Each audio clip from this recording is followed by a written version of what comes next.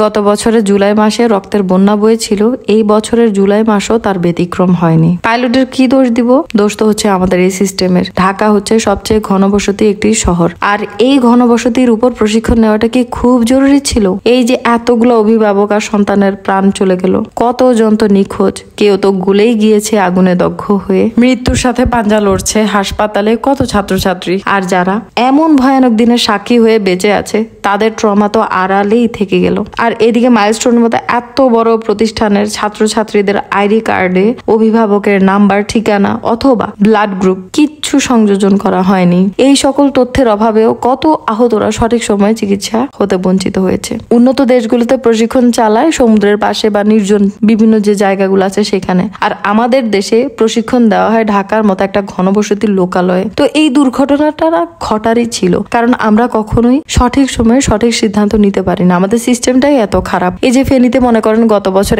এমন বন্যা হলো, কত ফান্ড হলো, কত কিছু হলো, কিন্তু কাজের কাজ কিছুই হয়নি। আজকের দিন পর্যন্ত, আজকে হচ্ছে 22শে জুলাই, এখনো ফুলগাজী পরশুরামে কিন্তু পানি। তো এই যে বিষয়গুলো, এগুলো কখনোই আমরা শুধরাতে পারবো না। আমরা যে সাধারণ নাগরিক আছে, আমরাই সাফার করি। এই যে এখন আজকে আমরা কথা বলছি এই বিষয়টা নিয়ে, কয়দিন পরে এটা ভুলে যাব, নতুন আরেকটা ইস্যু আসবে, এরপরে আমরা কথা বলবো সেই বিষয় নিয়ে। তা আমরা শুধু ইস্যু আর ইস্যুতে কথা বলবো, কিন্তু কোনো ইস্যুই সলভ হওয়ার না।